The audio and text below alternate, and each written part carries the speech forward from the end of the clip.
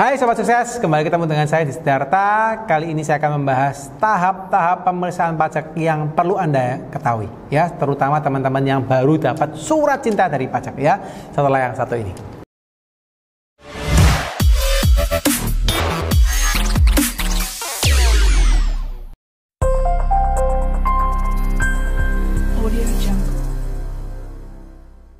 Oke guys, buat teman-teman yang hari ini mungkin dapat surat cinta ya, karena mungkin beberapa saat ini ya, saya yakin dan percaya pajak biasanya punya waktu-waktu tertentu untuk memberikan surat cinta ke Anda ya. Surat cinta namanya biasanya SP2TK namanya gitu ya. Nah, di sana bagaimana sih, apa sih yang harus kita ketahui ketika kita menerima surat cinta tersebut, dan Anda juga perlu ketahui bagaimana sih tahapan-tahapan supaya Anda tidak terlalu worry atau terlalu takut terkait dengan proses pemeriksaan di kantor pajak ya.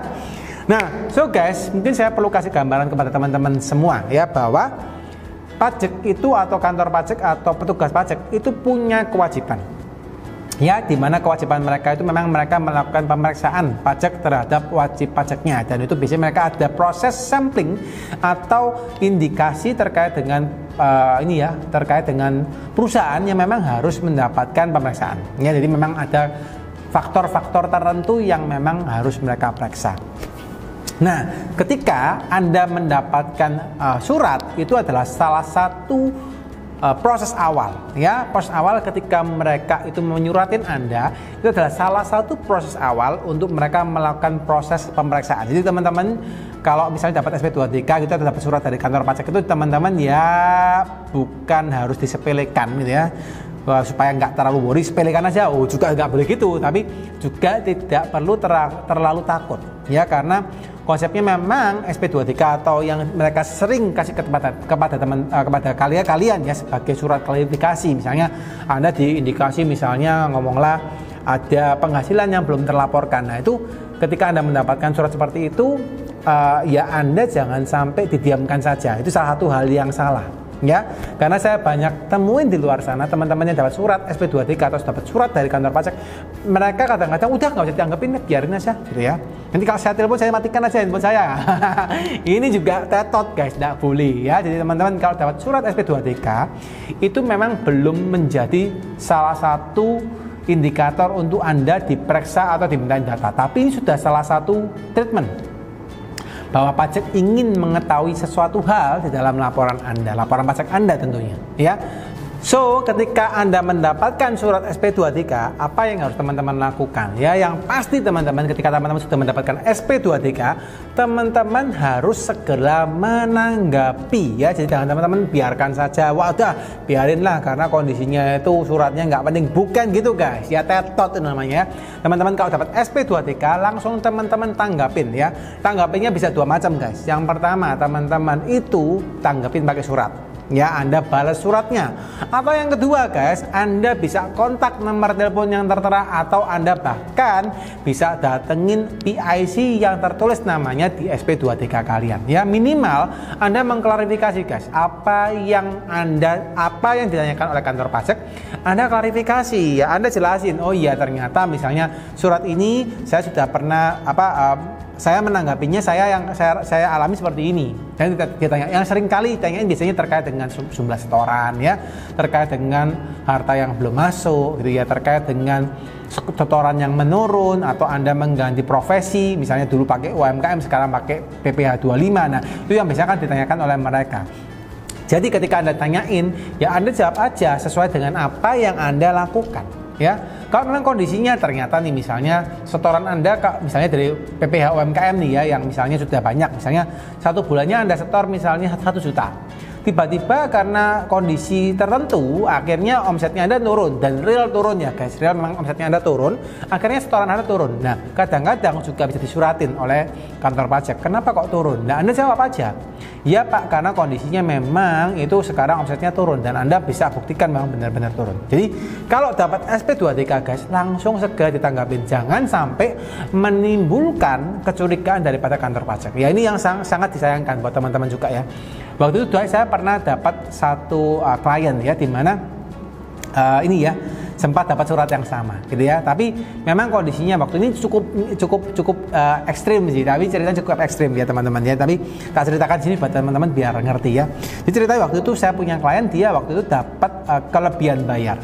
Ya, kelebihan bayarnya nggak banyak, cuma karena dia malas gitu ya, dia malas untuk menarik gitu ya. Karena kenapa kok kelebihan bayar? Karena dia dapat bukti potong, di mana akhirnya dari berbagai macam orang yang memotong dia, bukti potongnya kelebihan.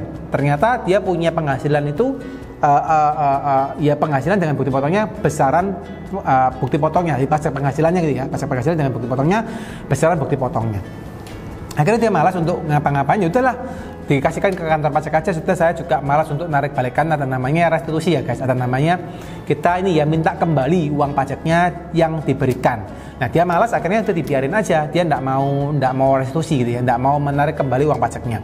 Alhasil guys, waktu itu kantor pajaknya nelpon gitu ya, saya lupa waktu itu nelpon atau datengin ya, kalau nggak salah nelpon dulu, ditanyain ini lebih bayar ya, ini kita mau tindak ya untuk diperiksa gitu ya. Nah pas itu klien saya marah guys gitu ya, waktu itu belum jadi klien saya waktu itu ya, jadi saya ceritain aja. Marah dia itu merasa nggak salah gitu ya, ya memang bener nggak salah sih gitu ya, karena dia memang nggak menipu, dia nggak mengakalin. Tapi waktu itu dia akhirnya ngamuk, marah gitu, dia malah mohon maaf nih kata-katanya agak kurang pantas lah ya, dia akhirnya marah. Dia tidak menanggapi dengan positif, yang dilakukan marah dengan petugas pajak tersebut. Saya tidak perlu ceritakan marahnya seperti apa. Tapi intinya marah, dan akhirnya guys, yang terjadi adalah apa?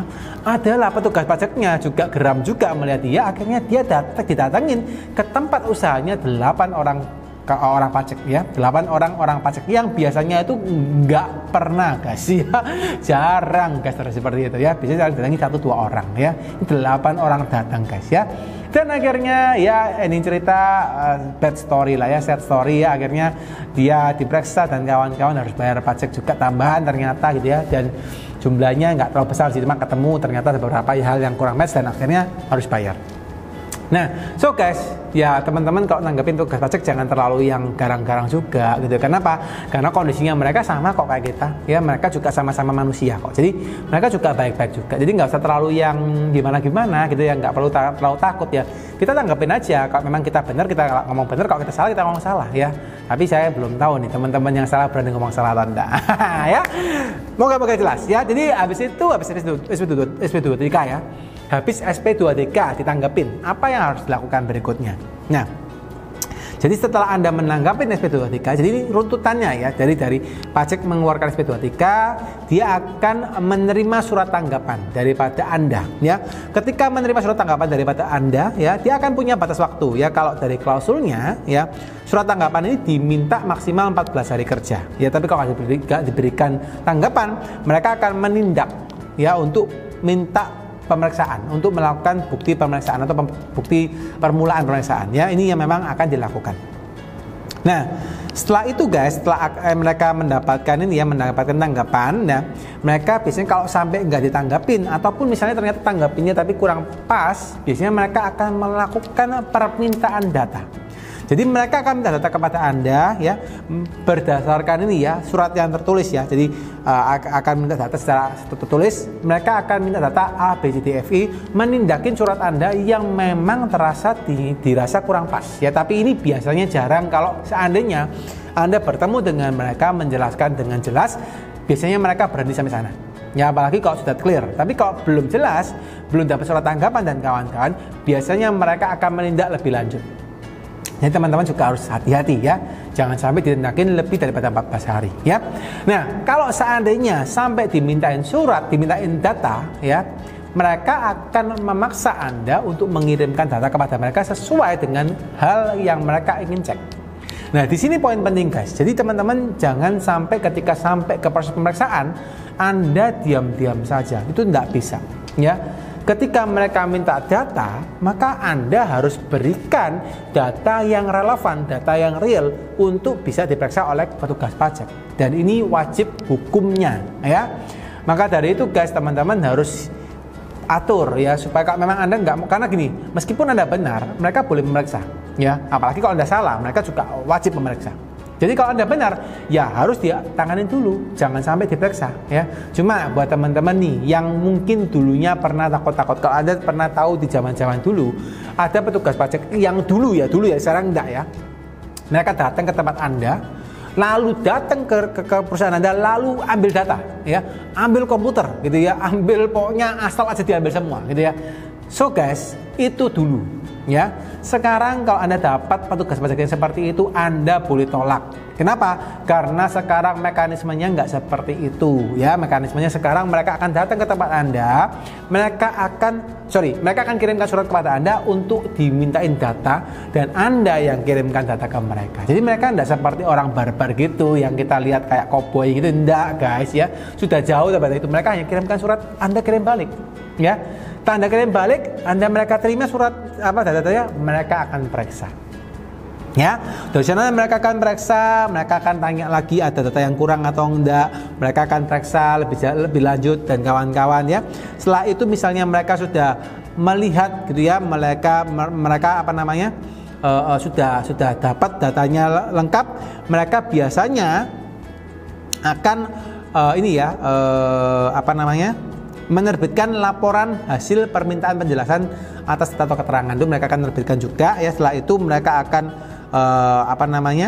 setelah selesai diperiksa semuanya, mereka akan menerbitkan surat hasil pemeriksaan ya. Surat hasil pemeriksaan itu akan Anda dapatkan hasilnya seperti apa. Jadi kalau seandainya diperiksa itu tidak bisa lagi Anda ngomong aja, mereka akan selalu mengeluarkan suratnya. Suratnya apa yang dikeluarin? Oh, ternyata hasil pemeriksaannya seperti ini, temuannya seperti ini, dendanya seperti ini ya gitu ya.